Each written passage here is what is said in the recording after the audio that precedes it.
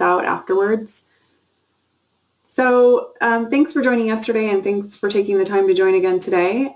We are going to be covering some deeper kind of slicing and dicing your data, working with CRM in a more personalized manner. Yesterday we talked a lot about personal views and creating personal views from the filter area. I'm going to show you today where that is all stored. It's called Advanced Find, and that's right here up in your ribbon. This is the query tool that CRM uses for querying your data. So this is where you can access any entity that you have access to. You can access from here and query on it further than what you see available here in your list of views. So when we're looking at views, just so everybody understands when we say query, when we're looking at views, it's just a query of data. It's looking at, particular values on a particular record type and displaying the data in a view form with certain columns. So when we're looking at closed opportunities, for example, that's we're looking at everything that has been closed, whether it's been won or lost. It's no longer open. When we're looking at open opportunities, we're looking at that status being open, not closed or lost, for that example. So I'm going to hop in there straight away. So you can click on this Advanced Find icon from anywhere in the system because it's held up here now in the ribbon. If you are on the latest version of Microsoft Dynamics CRM, which I believe everybody, all our CA clients are, so you should see it up here. If you don't, for whatever reason, if you're in an older system, for whatever reason, you'll see Advanced Find in the ribbon here, displayed for the entities as you move through. So when I open Advanced Find, the system's going to detect where I'm at in my environment right now. So because I'm in opportunities, it's pulling up opportunities as the entity that I want to query on. It's also going to pull up, if I'm in an existing view, it's going to pull up that view for me. So this gives me a little starting place. So I can say, look at all, you can see it's just querying on the status equals open. So that's what this open opportunities view is looking at. And then it's got certain columns and other criteria that's set in here, which we're going to cover. So if you want to just create your own brand new view, you can start with if you click here, you can just go new and say, I don't want to start with any criteria. I don't want to start with any columns. I want to create this from scratch. Typically, to save steps, we do recommend that you start with the view that you're already using that you like, because it's going to have the columns and the things that you are used to seeing in there already, and you won't have to manually add each one of those columns. So that's typically how I begin if I'm using Advanced Find. I can go ahead and now change the entity that I want to look for example. So if I just so happen to be in opportunities, but I'm really just going to want to create a query about accounts, I can go ahead and just change that to accounts here. Okay. And it's going to say, well, now that I've changed it to accounts, I'm not in the accounts area, so it has no idea what view I want to start with. So I can go ahead and select that and just say, well, I want to look at active accounts, for example. So status equals active. This is the default one. If you have other solutions installed like field service, you'll see some different query type information here. I'm going to go ahead and just delete that line. So I can go ahead and actually click Save As, and I can say all active accounts with ops greater than 10,000. I'm going to show you what this is here. So I'm looking at, I want to create a query that's showing me all of my kind of higher end accounts, maybe, where they have had an opportunity that the estimated revenue was greater than 10,000. Okay, I'm going to show you how we get to that. So again, I want to look at active accounts. You can remove this if you want. This is just by using this little details tab. This gets you to the query information. So if you open up a view and you don't see these options available for you to select, just click on the details tab. That is controlled by your personal options that we covered yesterday, where we selected use, I believe it's called detailed version of Advanced Find. That's that setting that will automatically open this area for you. You can automatically edit your query information. So I'm going to go and do a few things in here. One is, let's say I want to look at a specific, first of all, I want to make sure I'm looking at customers, okay, not prospects, not vendors, anything like that. So let's go in here and say, relationship type. And there it is. Relationship type equals, and I'm going to go ahead and select customer. Okay, so first I'm going to go ahead and save this. I like to save along the way, that way I don't run into any issues where my latest changes to my query didn't save to my personal view, because that's essentially what I'm doing here. Once you save a new view, you're saving it to your personal views, and I'll show you where you see that. So and then I just want to check that out. I want to see how many accounts I have out here that where the customer or the relationship type equals customer. Okay, so there's a good amount here. So then I want to further filter, and I haven't tested this yet, so I don't even know if I have any data in here that actually will pull up anything, but we'll do this first, and then we'll go back and do another little change to the query if not. So I'm going to say, as you're scrolling down in here, let me call this out, you have fields that you can search on. So this is all the fields that are searchable in CRM under the account entity. And then if you scroll down, you'll see, it's kind of hard to catch sometimes, but you'll see that there's a little change in the filter, and it says, okay, now I'm not looking at fields anymore, I'm looking at related. I'm looking at related relationships. So not only can I query on the account, I can query on criteria that's met for the related relationships to the account. So for this example, I'm going to use opportunities. So I'm going to keep on going down and find my relationships to opportunities. There's a couple different choices here, and this just depends on what field you're using when you select the customer for your opportunity. I happen to know potential customer is the one that's been flagged in here. And I'm going to say where the opportunity estimated revenue,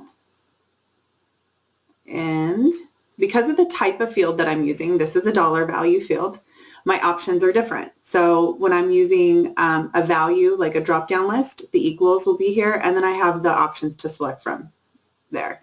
If I'm using a dollar value, I'm going to have some different options in here, like greater than or equal to, for example. So I'm going to go ahead and select 10,000. Now, if I was using a date value, for example, that would give me other criteria to be able to filter on here. I would have a lot more options when I'm filtering on dates. So the query tool knows that whatever type of field you're selecting, you have different options and different types of values that you can select. So I'm going to go ahead and click results. I don't know that anything's going to pull up here. Yeah, it's blank because I selected the customer type. I'm going to go ahead and get rid of this really quick. So you see how easy that is. I just selected the little arrow and click delete. So I can delete that part of the query. I don't have to start all over. I'm going to go ahead and save, again, just for sake of making sure that my changes are saved. And then I'm going to go ahead and click results. So now I'll see a list of accounts. Out of my 790 something accounts, I have however many opportunities in the system, 10, that had a value, an estimated revenue value equal or greater to 10,000. Okay. I can also further filter this and say where the opportunity status was closed as 1. So not only do I want to see I want to make sure that it's actually a closed opportunity and we won that opportunity. So there's status, and you'll see equals, and then we'll see the options for our statuses for opportunity, and we're going to go ahead and click 1, and we're going to save that again, and then I'm going to go ahead and do results. And now you'll see my list is less, it's 5. So we only won 5 of those opportunities. Some of them are probably open, maybe some of them were lost, but that's how you can kind of filter on that information. I'm also going to go ahead and hop into, checking time there, hop into how you can edit your columns, group and or things like that. So you can get really, really, really deep into these queries and really slice and dice your data a lot. I mean, if you've got years of history of data in your system and you really want to just kind of dig down and look at some, leads, based on lead source or quotes that meet certain criteria, you can really dig down in here by using these relationships and getting down to the deeper side of the data that you want to see. You can also edit your columns. So for this sake, I'm going to go ahead and edit and add some columns here. Now we can add columns for the account. fields that exist at the account, and then we can also edit columns and add columns for related entities. The type of relationship will control whether or not you can add a column. So for the example of this opportunity relationship that I was filtering on, I'm not going to have that relationship available to add columns for, just because of the type of relationship it is. It's a one-to-many, the account versus to the opportunity, but I'll have some other relationships there that I can actually put some columns in for. So you'll see that the record type defaults to account. So here's all of the fields that are not currently in my view. So if it's currently already in your view, you're not going to see it here listed. If it's not currently in your view, you will. So I'm going to go ahead and add, I don't even know what some of this test data has in here. Let's see if there's description. We'll just go ahead and add columns regardless if they have data in them or not. We'll do some modified by. You can add who created it if that's not already in here. Created by and created on. So you can get down to any fields that exist at the account level for the most part if they're searchable. So if I scroll over now to the right, I'm going to see those few fields that I just added. I can also change the location of those fields. So let's say I want to move description over. I can go ahead and highlight that one and use my arrows to pop this guy over a little bit. So I want that to be right here, let's say. And I know description is a pretty big field, so I would like to see a little bit more of it. So I can actually double click it and I can make it wider in my selection. That's also by clicking change properties, that pulls up the same exact thing. So you can either double click and it knows that you're pulling up the properties, or you can just click on change properties for the column that you're working with. You can see how that can be helpful if you have a column that, or a field that gets cut off, you know, main phone was getting cut off here, or email address or some things like that, like here, it's getting cut off a little bit. You can go ahead and widen these. And we can also remove fields. So I'm going to go ahead and remove primary contact by just highlighting it and clicking remove. And same with email for the primary contact. I don't really, let's say we don't use that field. I don't want that in my view. It's, you know, mucking up my columns here. I can also do what's called default sorting. So with any view, you can default sort on 2 columns of data. They have to be fields that exist at the entity you're creating the view for. So it has to be a column that exists at the account level, and I'll show you what that means in a second. So right now it's sorting by account name first, which makes sense. You know, typically we want to look at those things alphabetically. It's in ascending. You can do it in descending if you want, or you can go ahead and add a different one or add an additional sort. So it's going to sort on this first, and then it's going to sort on relationship type ascending order. So I will see now I have arrows at both of those saying that those are my default sorts. So I'm going to go ahead and click OK and add those columns. I'm going to show you what that looks like. Again, I'm going to save. Now that I've made edits to my columns, I want to make sure I'm saving along the way. Click results, and I'll now see those additional columns that we had here, and we'll see that it's sorting by relationship type. This is the only one that's got one, so the blank are at the bottom. So pretty simple stuff, really nice to have. If I'm going to go back to advanced find, get back to my query, I can also now edit and add some more columns. So I'm going to show you, oh, sorry, add columns, and I'm going to go ahead and show you adding for relationships. So it's going to default to the account, but there's some other relationships that we can add columns for. So if, for example, a primary contact, that's where I got those primary contact name and email address. That's how those got pulled in the first place. I'm going to go ahead and show you how you can add those back.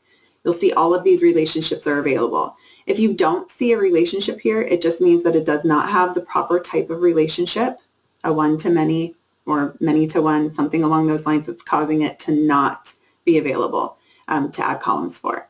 So there's a lot we can do, but there are some limitations just based on the relationship type that you're working with. So I'm going to go ahead and add primary contact. So now it's changed the filter and it's showing me all of the fields that exist at the primary contact relationship to this account. So I'm going to go back and add that person's full name.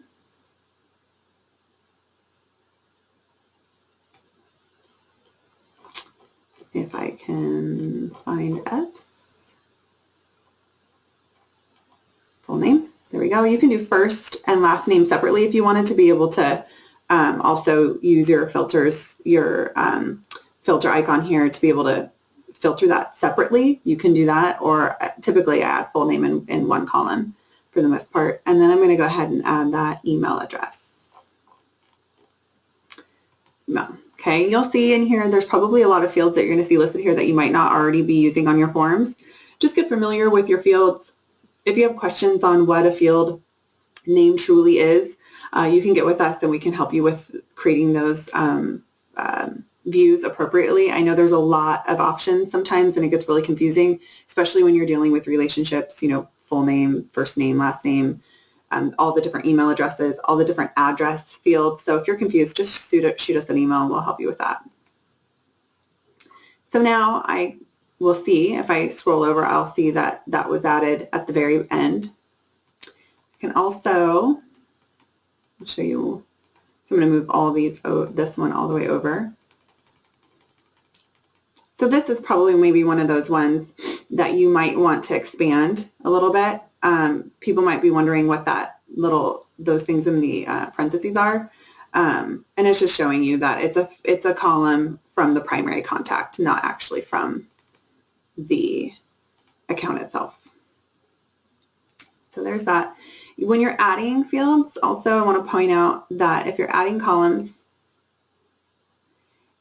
when you're adding one, you can, let me do this again. I highlighted description and I went to add columns. And then I'm going to just add in address one for sake of adding it. It will add it right after the column that I have highlighted. So if you don't highlight any column, it will add it to the end. If you highlight a column, it will add it right after that. Just a little tip when working with your data. So I'm going to go ahead and click OK and click Save again. So I've got this accounts with ops greater than 10,000. I'm going to go ahead and click here. I'm going to see that now. So again, advanced find, I went to saved views. Okay. This gives me the list of saved views that I have for the account. So you'll see that one that I just created here. If I click on it, if you have share privileges for the entity that you're working with, you'll be able to share this view. So I can go ahead and select another user in my organization. So I'm going to go ahead and share that with Aaron. Select, add, and then I can give controls on what level of permissions Aaron has when editing this view. That's all this is. So she can edit, she can read the view, she can edit the view, she can delete the view, she can assign it, and she can share it. Or you could do this and maybe not write to it. So if you created a view for your team and you want to share it, you can go ahead and share that out to the group of users or a team if you have teams created in your system. And then you can give them permissions accordingly. I'm going to go ahead and give Erin all so she can go ahead and remove this because I'm sure I'll forget to delete this little piece of test data here. So also when you look at the saved views itself, you'll see the owner. You can actually assign this. So if you're creating something for another group and you don't want to see it in your list, you don't want it, you're just creating it to help out, you can also assign. So you can assign it to somebody else. They'll see it in their list and you won't. You can deactivate these saved personal views. You can reactivate them and you can delete them. Okay, again, these are just personal views. These are not system views. These are for your viewing pleasure. Okay. I'm going to go ahead and pop into, we were going to cover charts and dashboards here. And these are two kind of big topics. I'm going to cover them as quickly as I can. For charts, if you want to create personal charts in your organization, in most entities, when you navigate to anywhere in the system, you'll see this little chart pane on the right-hand side, depending on where you're at. If you open this up by clicking on it, for those of you who have the GoToMeeting in the way, on the right-hand side, there's just a little arrow that you click on that says chart pane. Okay, and that'll pop this open. It's going to default to the first chart that's in the list, basically. you can click here and you'll see all the charts, system and personal, that are available for this entity that you are looking at. Okay, so most of these are out of the box charts, and then there's a couple here that we created along the way. So I can actually change this and look at my sales pipeline directly here in the opportunity view. I don't have to have a dashboard to look at charts. Okay, now if I wanted to create a new one, I can save as and start with this chart and edit it to be my own, and then that's when I would see it down here in the My Charts. Or I can just click the plus sign and start with a brand new chart. Okay, so for sake of time, I'm going to just do save as.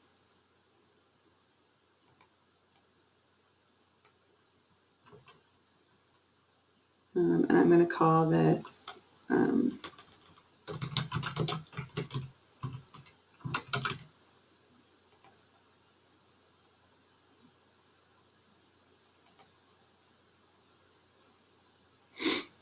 I didn't want to change my name either, but that's okay.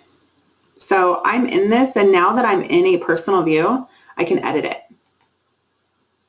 So I didn't have that little icon before. When I was looking at a system view, I didn't have the little edit button.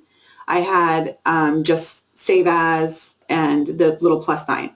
So now I can actually change this up and say, well, I want to view this funnel, for example, let's say I want to turn this into actually a bar chart. And now if I do that, there's a few chart types, and you'll see as you play with this, that allow you to also do stacked, so multiple series. So I can say by pipeline phase, by owner.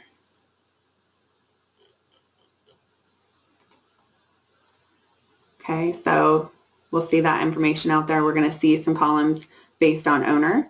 And I'm going to go ahead and scroll back up here and click save.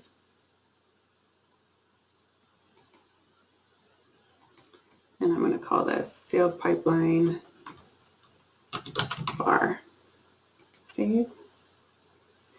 And I'm just going to close the designer. And now I have this chart. And because this is my own personal chart, again, I see it down here under My Charts, I have the edit option available here. So you can kind of see how neat that is. And there's a lot to go into on that, but you have the ability to create your own charts. I'm going to hop over to dashboards quickly, and hopefully we have some time to cover that. So dashboards kind of operate this similarly, where your options that you see available up here will change based on the type of chart that you're looking at. So if you're looking at a system chart, you don't see the edit option. If I'm looking at a personal chart, I will see the edit option. So I'm going to just click on, I don't have any personal, sorry, I keep saying chart, I mean dashboard. So if I'm looking at a personal dashboard, I will see edit up here. I don't have any personal dashboard, so I only see save as. For this one, I'm going to go ahead and save as. I'm going to save it with a name. And now, because I'm in my new version of this dashboard that is a personal dashboard, I'm going to see this edit option. And what that will do is pull up the dashboard designer just similarly to what you saw at the chart designer, obviously just different options that you're working with. You can have up to 6 boxes, 6 components in one dashboard, okay? And I can go ahead and edit this up. I can say, well, for this piece here, I'd like to use a different chart. If I click here, once I'm in a personal dashboard, I will see personal and system charts available. Same with views. I will see personal and system views available. So I can say, let me look at,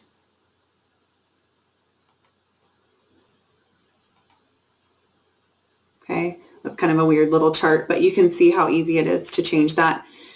We don't have a ton of time to go into a ton of details on the dashboard piece today. Maybe we'll cover this a little further in one of our future webinars, but I'll show you a few more things just to make sure we hit on the bulk. So I can also change the entity that I'm looking at here.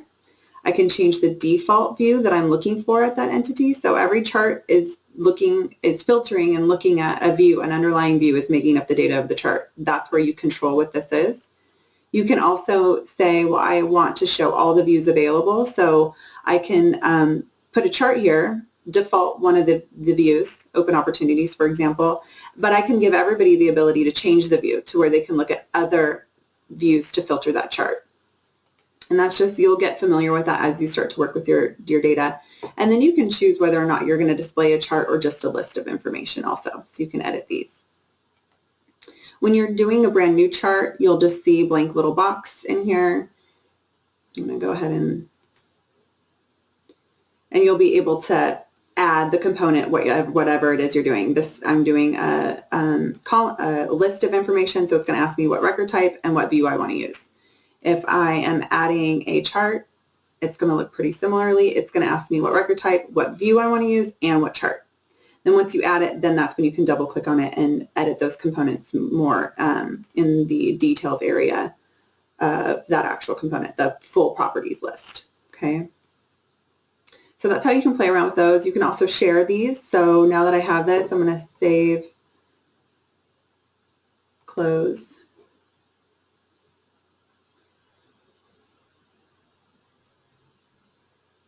So here's that personal dashboard. Because I have, this is a personal dashboard again, I now have my share option here. So I can share this same as I did before with Erin and give her permissions just like we did in the view. Okay. So that's really how you can, you'll see now that that little weird little chart is here. That doesn't make much sense, but you get the idea. There was one other thing we wanted to pop into today, and I know we're running out of time, but I want to show it really quickly. I'm going to go to opportunities. If you have Excel online using Office 365, Microsoft Dynamics CRM online, there's another option for importing and exporting to Excel. It's called Immersive Excel. So, oops, sorry, hold on one second. So if I click on Excel, export to Excel, and click the little arrow, I'm going to have this open in Excel online. This little neat tool allows you to edit data in an Excel type manner for your records. So you'll see this looks just like Excel. It's Excel online. So you can edit things like dollar values or anything that you have in this column, as long as it's a field that actually belongs to this entity you're working with. It can't be a related field. It needs to be actually exist on the record you're working with. Once you make those changes, you can actually save the changes to CRM. What that will do is it actually imports the data. It'll take a few minutes to update. It uses the standard import process. It won't change immediately, but after a few minutes, this will actually update and show us the dollar value there. So that's something that's really nice to use if you guys are editing a lot of data and you find yourself, bulk edit isn't doing the trick, and you really just want to work with your data in a more Excel type fashion. Make sure the view that you're using has the columns that you want to edit, and then go ahead and use that export to Excel online. Okay, again, that's the open in Excel online, and you'll only see this available if your system requirements meet, or if your system setup meets the requirements. That's all the time we have for today. We ran out pretty quickly. If there's any questions,